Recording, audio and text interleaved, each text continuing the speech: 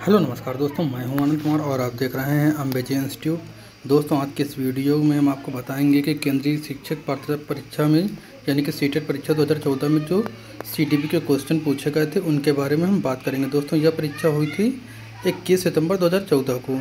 तो चलिए हम देखते हैं आज की इस वीडियो में 2014 में पूछे गए 30 जो महत्वपूर्ण प्रश्न थे उन प्रश्नों के बारे में। दोस्तों, पार्ट फर्स्ट होता है यानी भाग फर्स्ट में बाल विकास एवं शिक्षा शास्त्र से संबंधित क्वेश्चन पूछे जाते हैं, चाइल्ड डेवलपमेंट एंड पेडागोजी।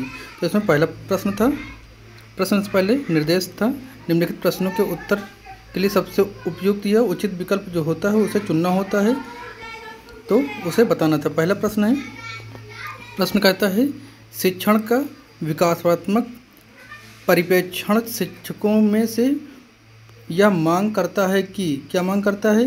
पहला ऑप्शन कहता है ए ऑप्शन कठोर अनुशासन बनाए रखने वाले बने क्योंकि बच्चे अक्सर प्रयोग किया की जांच करते हैं। ऑप्शन बी कहता है विकासात्मक कारणों के ज्ञान के अनुसार अनुदेशन युक्तियों का अनुकूलन करें। ऑप्शन सी कहता है विभिन्न विकासात्मक अवस्था वाले बच्चों के साथ समान रूप से व्यवहार करें। या फिर ऑप्शन डी कहता है इस प्रकार का अधिगम उपलब्ध कराएं जिसका परिणाम केवल संज्ञानात्मक क्षेत्र के विकास में हो। तो इसमें सबसे अच्छा या सबसे उचित विकल्प कौन सा होगा इस प्रश्न के अनुसार। इसमें हो जाएगा ऑप्शन बी। क्या होगा, विकास कारकों के ज्ञान के अनुसार अनुदेशित युक्तियों का अनुकूलन करें। और इसका जो व्याख्या है वो आप इसमें पढ़ सकते हैं। व्याख्या हम बताएंगे तो वीडियो काफ़ी लंबी हो जाएगी, इसलिए आप वीडियो को रोक करके आराम से व्याख्या उसकी पूरी पढ़ सकते हैं और समझ सकते हैं। अगला प्रश्न पूछा गया था, दूसरा प्रश्न था शिक्षार्थी तब तक नहीं सीख सकता जब तक, तो कब तक वो नहीं सीख सकता। ऑप्शन ए कह रहा है कि उन्हें शिक्षा के सामाजिक उद्देश्यों की आवश्यकताओं के अनुरूप न पढ़ाया जाए। ऑप्शन बी कहता है उन्हें यह पता न हो कि जो तथ्य उन्हें पढ़ाए गए हैं निकट भविष्य उनका परीक्षण किया जाए। या ऑप्शन सी कहते हैं वे सीखने के लिए तैयार न हो। या फिर ऑप्शन डी कहता है दैनिक आधार पर घर में उनके माता पिता विद्यालय में उनके सीखने के बारे में नहीं पूछेंगे। तो शिक्षक तब तक नहीं सीख सकता है जब तक कि वे सीखने के लिए तैयार ना हो। जब तक बच्चा सीखने के लिए तैयार नहीं होगा, आप कुछ भी कर लीजिए, बच्चा सीख नहीं सकता। इसलिए उन्हें मेंटली तौर पर क्लास में ऐसा माहौल बनाया जाता है कि जो चीज़ पढ़ाई जाए बच्चे उसको आसानी से सीख लें। इसकी व्याख्या भी आप पढ़ सकते हैं। ऑप्शन सी इसका सही जवाब था। अगला प्रश्न था 3 नंबर प्रश्न कहता है सामाजिक अधिगम का सिद्धांत निम्नलिखित में से किस घटक पर बल देता है। तो किस घटक पर देता है। ऑप्शन ए है क्या प्रकृति पर, ऑप्शन बी है पोषण पर, ऑप्शन सी है अनुकूलन पर, ऑप्शन डी है पाठ संशोधन पर। तो सामाजिक अधिगम का सिद्धांत निम्नलिखित पर से किस पर बल देता है। तो ये ऑप्शन बी इसका सही जवाब था। बी बोले तो पोषण पर, बी पोषण पर माना गया है।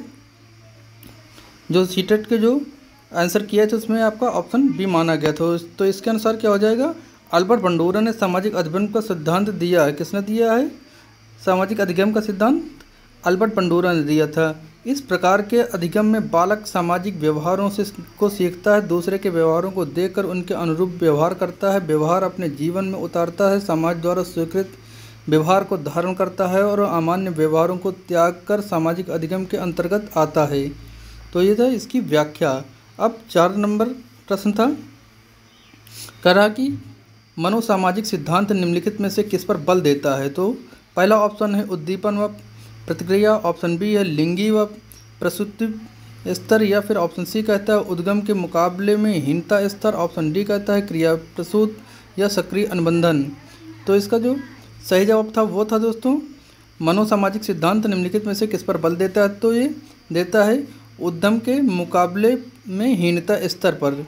इसका जो है आप व्याख्या पढ़ सकते हैं। एरिक्सन द्वारा विकास का मनोसामाजिक सिद्धांत दिया गया था। एरिक्सन का यह चौथा विकासात्मक चरण है जो कि बाल्यावस्था के माध्यम से परिलक्षित होती है और बालकों द्वारा की गई पहले से यह नए अनुभवों के संपर्क में आता है और जैसे जैसे वह अपने बचपन के मध्य और अंत तक पहुंचता है तब तक वह अपनी ऊर्जा को बौद्धिक कौशल और ज्ञान को से हासिल करने की दिशा में मोड़ देता है। अगला प्रश्न था क्वेश्चन नंबर 5, यह तथ्य कि बच्चों को सांस्कृतिक रूप से प्रासंगिक ज्ञान की आवश्यकता होती है निम्नलिखित में से किस व्यक्ति से संबंधित है? तो बच्चों को सांस्कृतिक रूप से प्रासंगिक ज्ञान की आवश्यकता होती है, ये किसके अनुसार सही है? क्या चार्ल्स डार्विन के अनुसार, या फिर B.F. स्किनर के अनुसार, या फिर ब्यूरी ब्राउन फाइनबर्न के अनुसार, या फिर ऑप्शन डी है लेवित्गोस्की के अनुसार? तो जहाँ पर सामाजिक सांस्कृतिक आ जाता है, सामाजिक सांस्कृतिक, वहाँ पर आपका लेवित्गोस्की होते हैं। जहाँ पर संज्ञानात्मक आता है वहाँ पर जीन पियाजे होते हैं। तो इस बात का ध्यान रखना है।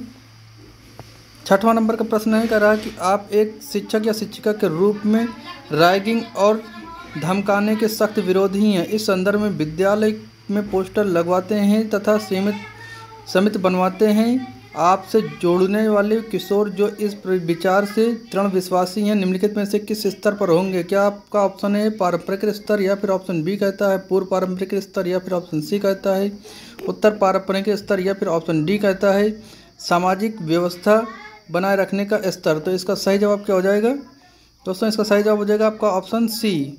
ऑप्शन सी बोले तो उत्तर पारंपरिक स्तर। इसका जो है आप व्याख्या आराम से पढ़ सकते हैं। व्याख्या छोटी है। जो किशोर रैगिंग और धमकाने के सख्त विरोधी तथा किसी छात्र के खिलाफ उत्पीड़न के विरुद्ध होते हैं, वे किशोर उत्तर पारंपरिक स्तर पर होते हैं। अब आता है नंबर 7 प्रश्न। दोस्तों प्रश्न कहता है प्रगतिशील शिक्षा निम्नलिखित में से किस स्तर से संबंधित है? तो ऑप्शन ए इसमें कहता है शिक्षक सूचना और प्राधिकार के प्रवर्तक होते हैं। ऑप्शन बी कहता है ज्ञान प्रत्यय अनुभव और सहयोग से उत्पन्न होते हैं, या फिर ऑप्शन सी कहता है अधिगम तथ्यों के एकीकरण और कौशल के प्रवीणता के साथ सीधे मार्ग पर चलता है। ऑप्शन डी कहता है परीक्षा मानदंड जो संदर्भित और बाह्य होता है। तो इसका जो है सही जवाब हो जाएगा आपका ऑप्शन बी, ज्ञान प्रत्यक्ष अनुभव और सहयोग से उत्पन्न होता है। व्याख्या पढ़ सकते हैं आप। नेक्स्ट प्रश्न है बहुबुद्धि का सिद्धांत किसने दिया? सबसे पहले ये जान लेंगे। बहुबुद्धि का सिद्धांत के संदर्भ में एयरफोर्स पायलट बनाने के लिए निम्नलिखित में से कौन सी बुद्धि की आवश्यकता होती है? तो बहुबुद्धि के सिद्धांत के संदर्भ में एयरफोर्स पायलट बनाने के लिए कौन सी बुद्धि की आवश्यकता होती है? क्या अंतःव्यक्तित्व जो है अंतःव्यक्तित्व बुद्धि, या फिर भाषिक बुद्धि, या फिर गतिक बुद्धि, या फिर अंतःव्यक्तित्व बुद्धि? तो इसका सही जवाब हो जाएगा अगर किसी बच्चे को एयरफोर्स पायलट बनाना है तो उसमें जो है उसकी कौन सी बुद्धि की आवश्यकता होगी? गतिक बुद्धि की आवश्यकता होगी। अब जो है आगे इसकी जो है आप व्याख्या पढ़ सकते हैं आराम से। 9 नंबर प्रश्न बुद्धि की जो स्पीयर माइंड परिभाषा का जी कारक कौन सा है? तो जी कारक कौन सा है? क्या आनुवांशिक बुद्धि है, फिर उत्पादिक बुद्धि है, या फिर सामान्य बुद्धि है, फिर ऑप्शन डी कहता है वैश्विक बुद्धि है। तो जो जी कारक है बुद्धि की इस परिभाषा में जो जी कारक है वो क्या है? वो है सामान्य बुद्धि। व्याख्या आप पढ़ सकते हैं। अगला प्रश्न है क्वेश्चन नंबर 10, कह रहा है कि छिपी हुई वस्तु ढूंढ निकालना इस बात का संकेत है कि शिशु निम्नलिखित में से किस संज्ञानात्मक कार्य की दक्षता प्राप्त करता है?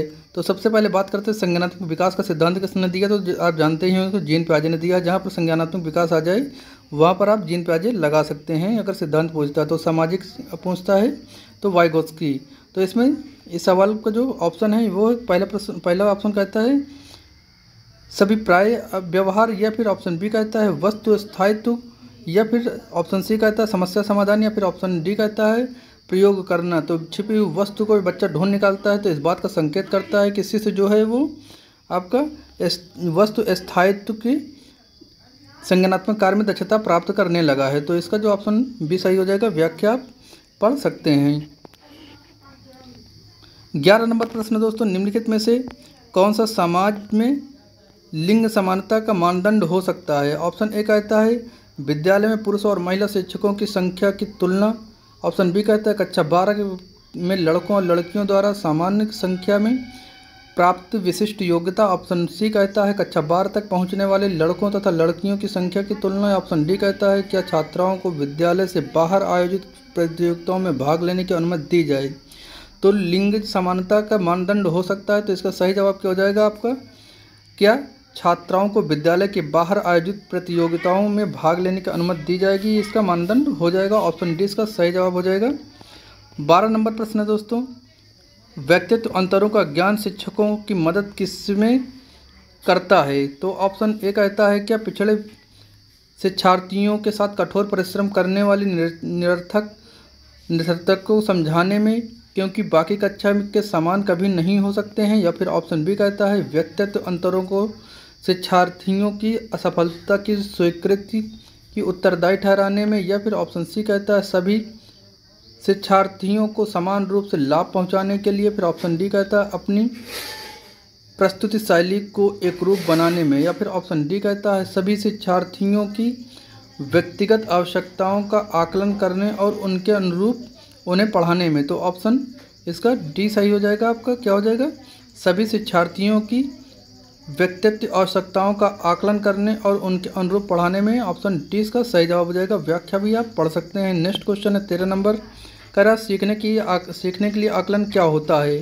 तो सीखने के लिए आकलन क्या होता है? क्या अभिप्रेरणा को बढ़ावा देना होता है, या फिर अलग करने और रैंक देने के लिए आयोजित किया जाता है। या फिर ऑप्शन सी कहता है ग्रेड्स को पूरी तरह से महत्व देने पर बल देता है। या फिर ऑप्शन डी कहता है विशिष्ट होता है और अपने आप में की गई आकलन गतिविधि होती है। तो सीखने के लिए आकलन क्या होता है? होता है ऑप्शन ए अभिप्रेरणा को बढ़ावा देना। अभिप्रेरणा को बढ़ावा देना, इसका जो है व्याख्या पढ़ सकते हैं आराम से।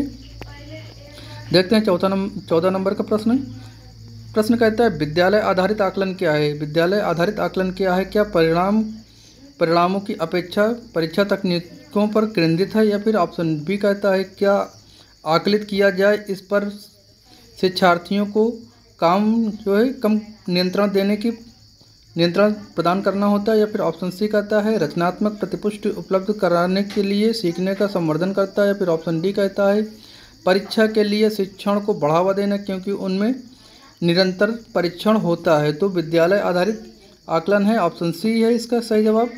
यह रचनात्मक प्रतिपुष्टि उपलब्ध कराते हुए सीखने के लिए संवर्धन। हमने क्या कहा था, बच्चे को अगर सिखाना है तो आपको माहौल का क्लास में पूरी तरह से बनाना होगा।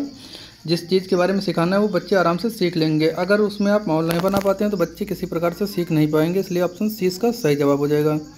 15 नंबर प्रश्न कहता है कक्षा में शिक्षार्थियों से कहा गया कि अपने समाज के लिए क्या कर सकते हैं। इसे दर्शाने के लिए एक नोटबुक में अपने कार्य की विविध शिल्पकृतियों को समायोजित करना है। यह किस प्रकार की गतिविधि होगी। तो क्या निबंधात्मक आकलन होगा, या फिर घटना वृत्त अभिलेख होगा, या फिर समस्या समाधान आकलन होगा, या फिर पोर्टफोलियो आकलन होगा। तो इसका सही जवाब क्या हो जाएगा? जब बच्चों को आप समाज के बारे में कहते हैं कि क्या कर सकते हैं, तो ये जो वो अपने नोट्स बनाते हैं, नोटबुक में लिखते हैं, वो होता है उनका पोर्टफोलियो आकलन। 16 नंबर प्रश्न है, इसका जो व्याख्या 15 नंबर की पढ़ सकते हैं। 16 नंबर प्रश्न कहता है शिक्षार्थियों को सबसे कम प्रतिबाधित विद्यालय वातावरण में रखने का माध्यम विद्यालय आगे क्या होगा। क्या जो लड़कियों और आलंबित वर्गों के शैक्षिक अवसरों को समान करना होगा। या फिर ऑप्शन बी कहता है वंचित वर्ग के बच्चों के जीवन के सामान्य करता है, जो कि इन बच्चों के समुदाय और अभिभावकों के साथ विद्यालय के संबंध में बढ़ा रहे हैं। या फिर ऑप्शन सी कहता है वह मेला और प्रश्नोत्तरी जैसे गतिविधियों के अलाभित वर्ग के बच्चों की भागीदारी बनाता है। ऑप्शन डी कहता है दूसरे बच्चों को संवेदनशील बनाता है कि वे अलाभित बच्चों को दबाव नहीं, उन्हें नीचा न दिखाएं। तो इसमें सबसे सही जवाब क्या हो जाएगा? ऑप्शन डी जो होगा शिक्षार्थियों का सबसे कम प्रतिबंधित विद्यालय वातावरण बनाने का माध्यम है। तो सबसे कम प्रतिबंधित विद्यालय का वातावरण क्या हो जाएगा? दूसरे बच्चों को संवेदनशील बनाता है कि वे अलाभित बच्चों को दबाव नहीं, उन्हें नीचा ना दिखाएं। व्याख्या पढ़ सकते हैं। 17 नंबर प्रश्न है एकाग्रता के साथ मेल बैठाने के लिए एक दत्त कार्य पूरा करने के लिए आवंटित समय को घटाना और चरणबद्ध तरीके से एकाग्रता समय को बढ़ाना निम्नलिखित में से किस प्रकार के निपटाने के लिए सर्वाधिक उपयुक्त होगा। तो ऑप्शन ए कहता है अशांतकारी व्यवहार संबंधी विकार। या फिर ऑप्शन डी कहता है डिस्लेक्सिया। या फिर ऑप्शन सी कहता है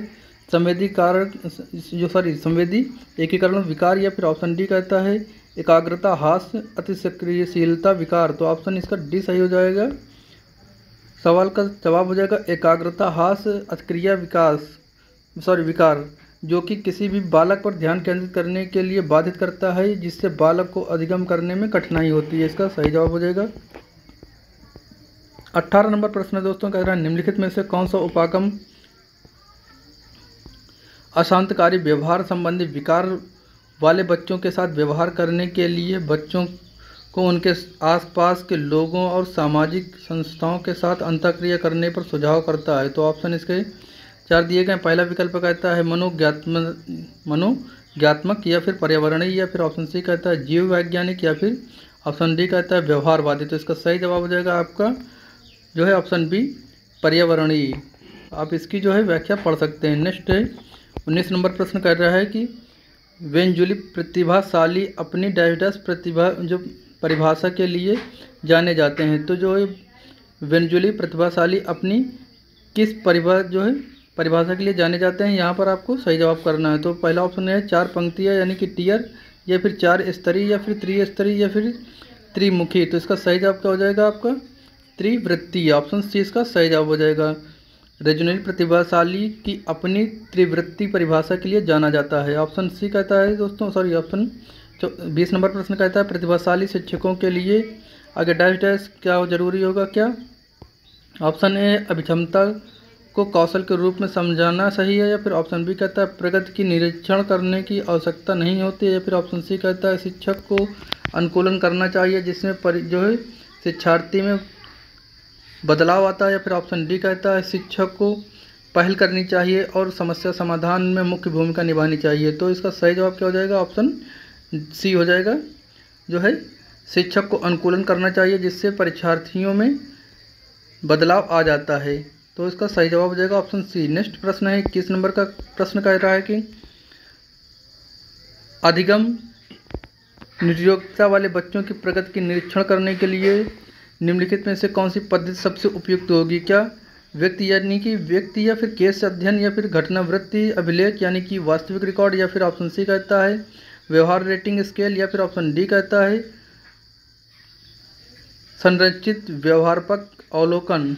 तो इसका सही जवाब हो जाएगा आपका ऑप्शन डी संरचित व्यवहारात्मक अवलोकन। तो इसका सही जवाब हो जाएगा। नेक्स्ट है 22 नंबर प्रश्न कर रहा है अधिगम नियोग्यता वाले जो है शिक्षार्थियों द्वारा एक पूर्ण और उत्पादक जीवन जीने के अवसरों को बढ़ाने के लिए सही तरीका क्या है। तो सही तरीका कौन से होगा। क्या ऑप्शन ए कहता है इस प्रकार के शिक्षार्थियों की कमजोरियों पर ध्यान केंद्रित करना चाहिए। ऑप्शन बी कहता है इस तरह के शिक्षार्थियों के उस उपेक्षाओं को बनाए रखना, या फिर ऑप्शन सी कहता है विविध कौशल और उपयुक्तियों का शिक्षण करना जिसे सभी संदर्भों में लागू किया जा सकता है। फिर ऑप्शन डी कहता है इन बच्चों को अपने लक्ष्य का निर्धारण करने के लिए प्रोत्साहित करना। तो इसका सही जवाब क्या हो जाएगा दोस्तों। इसका सही जवाब हो जाएगा आपका ऑप्शन सी। ऑप्शन सी बोले तो विविध कौशलों और उपयुक्तों के शिक्षण करना जिसे सभी संदर्भों में लागू किया जा सके। इसका जो है व्याख्या पढ़ सकते हैं। 23 नंबर प्रश्न कहता है कह रहे वाइगोत्स्की के सामाजिक संस्कृति सिद्धांत के अनुसार क्या सही होगा। वाइगोत्स्की के अनुसार सामाजिक संस्कृति सिद्धांत के अनुसार क्या सही होगा। क्या संस्कृति और भाषा की महत्वपूर्ण भूमिका निभाते हैं। फिर ऑप्शन बी कहता है बच्चे अलग क्षेत्र में चिंतन करते हैं और पूर्ण परिप्रेक्ष्य नहीं लेते।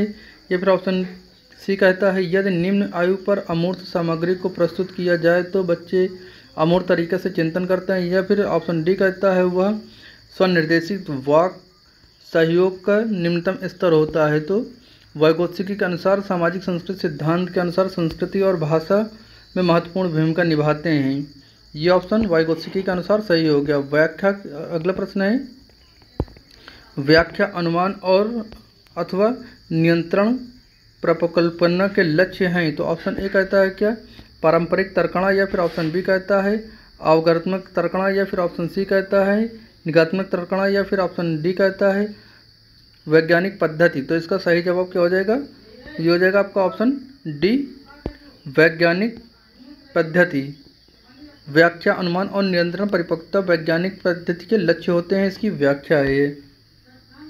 नेक्स्ट प्रश्न है कह रहा है कि कक्षा 7 का शिक्षार्थी गणित में त्रुटियां करता है। जो छात्र है कक्षा 7 का जो बच्चा है वो गणित विषय में त्रुटियां करता है, तो शिक्षक के रूप में आप क्या करेंगे।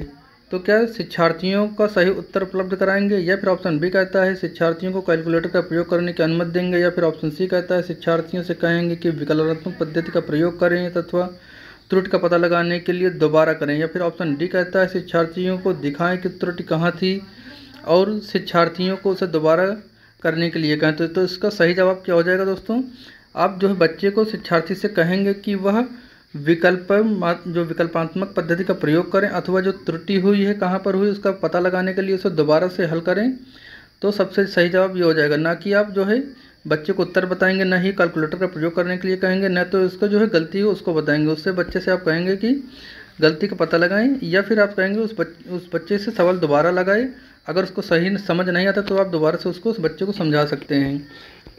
तो इसकी जो है व्याख्या पढ़ सकते हैं। अगला 26 नंबर का प्रश्न दोस्तों, प्रश्न कहता है संवेगात्मक बुद्धि बहुविध सिद्धांत के किस क्षेत्र के साथ संबंधित हो सकती है? तो ऑप्शन ए कहता है अंतःव्यक्तित्व और अंतराव्यक्तित्व तथा अंतःव्यक्तित्व बुद्धि। या फिर ऑप्शन बी कहता है प्रकृत बुद्धि। या फिर ऑप्शन सी कहता है चतुष्क स्थानिक बुद्धि। या फिर ऑप्शन डी कहता है अस्तित्वपरक बुद्धि। तो इसका सही जवाब क्या हो जाएगा दोस्तों? 26 नंबर का जो सही जवाब हो जाएगा आपका ऑप्शन ए अंतःव्यक्तित्व बुद्धि हो जाएगा। इसकी व्याख्या आप पढ़ सकते हैं। नेक्स्ट प्रश्न है 27 नंबर प्रश्न कह रहा है संवेग के मनोवैज्ञानिक निम्नलिखित में से किस तथ्य पर सबसे कम ध्यान दिया गया है? तो किस तथ्य पर सबसे कम ध्यान दिया गया है? क्या संवेग विषयनिष्ठ भावना है, वह अलग अलग व्यक्तियों को अलग अलग होती है? या फिर ऑप्शन बी कहता है संवेग न केवल व्यक्तिगत शिक्षार्थियों में होती है बल्कि पूरी कक्षा में उत्पन्न होती है? या फिर ऑप्शन सी कहता है उनका उत्तेजना और संज्ञानात्मक व्याख्या के जटिल पैटर्न होते हैं? या फिर ऑप्शन डी कहता है संवेदनात्मक प्रक्रिया में शारीरिक के साथ साथ मनोवैज्ञानिक क्रियाशीलता शामिल होती है? तो इसका सही जवाब हो जाएगा आपका ऑप्शन बी। ऑप्शन बी इसका सही जवाब हो जाएगा। 28 नंबर प्रश्न कहता है कह रहे राजेश गणित की समस्या को हल करने के लिए पूरी तरह से संघर्ष करता है। उसका आंतरिक बल जो कि उसे उस समस्या को पूरी तरह से हल करने के लिए विवश करता है डैश डैश के रूप में जाना जाता है। तो किस रूप में जाना जाता है? क्या प्रेरक के रूप में, या फिर व्यक्तित्व विशेषक के रूप में, या फिर संवेग के रूप में, या फिर अप्रशिक्षण के रूप में? तो इसका सही जवाब हो जाएगा आपका प्रेरक के रूप में जाना जाता है। प्रेरक एक आंतरिक बल है जो कि किसी भी मनुष्य को समस्या को पूरी तरह से हल करने के लिए विवश कर देता है। ये व्याख्या रही। अब आगे बात करते हैं 29 नंबर प्रश्न की। प्रश्न कह रहा है कि अभिप्रेरणा के चक्र के संदर्भ में निम्नलिखित में से कौन सा क्रम सही है? तो ऑप्शन ए कहता है क्या उत्तेजना, प्रबल, प्रेक्षण, आवश्यकता, उपलब्धि, लक्ष्य, उन्मुखी व्यवहार, उत्तेजना में कमी, ये विकल्प सही हो गया। फिर प्रबलन, प्रेरणा, आवश्यकता, उत्तेजना, लक्ष्य, उन्मुखी व्यवहार या उपलब्धि और उत्तेजना में कमी, क्या ऑप्शन बी सही होगा? या फिर ऑप्शन सी कहता है आवश्यकता, लक्ष्य, उन्मुखी व्यवहार, प्रेरणा, प्रबल प्रेरणा, उत्तेजना, उपलब्धि, उत्तेजना में कमी। या फिर ऑप्शन डी कहता है आवश्यकता, प्रबल प्रेरणा, उत्तेजना, लक्ष्य, उन्मुखी व्यवहार, उपलब्धि, उत्तेजना में कमी। तो इसका सही जवाब क्या हो जाएगा दोस्तों? जो सही इसका जब विकल्प है ये है ऑप्शन डी। सबसे पहले आपका आएगा आवश्यकता, फिर आएगा दोस्तों प्रबल प्रेरणा, फिर आएगा उत्तेजना, फिर आएगा लक्ष्य, उन्मुखी व्यवहार, उसके बाद उपलब्धि, या फिर उसके बाद में आएगा उत्तेजना में कमी। तो इसका सही जवाब ये सही क्रम हो जाएगा। अब आज की वीडियो का लास्ट पर कहता है बैंड्यूरा के सामाजिक अवलोकन पर आधारित अधिगम सिद्धांत निम्नलिखित में से कौन सी प्रक्रिया होती है? तो ऑप्शन ए कहता है स्वचिंतन, या फिर ऑप्शन बी कहता है प्रतिधारण, या फिर ऑप्शन सी कहता है पुनरावृत्ति, या फिर ऑप्शन डी कहता है सार को दोहराना। तो अल्बर्ट बैंड्यूरा के अनुसार जो ऑप्शन 20 का सही जवाब होगा प्रतिधारण। इसकी जो व्याख्या कहता है बैंड्यूरा के सामाजिक अवलोकन पर आधारित अधिगम सैद्धांतिक का प्रतिधारण की प्रक्रिया होती है। तो ये तो दोस्तों 2014 का जो एग्ज़ाम हुआ था CDP का कक्षा जो है 6 से लेकर के 8 तक के लिए, यानी कि जूनियर के लिए जो परीक्षा हुई थी उसमें जो CDP के प्रश्न पूछे गए थे 30 प्रश्न हमने आपको पूरे इस वीडियो में करवा दिए हैं। तो वीडियो दोस्तों अगर पसंद आई, जरा सा जानकारी अच्छी लगी तो इस वीडियो को लाइक और शेयर जरूर करना ना भूलिएगा। और अन्य क्वेश्चन पेपर के लिए, मॉडल पेपर के लिए और प्रैक्टिस सीट के लिए चैनल को जरूर सब्सक्राइब कर लिए और जाकर प्लेलिस्ट में देख सकते हैं। मिलते हैं नेक्स्ट जानकारी के साथ, तब तक के लिए जय हिंद।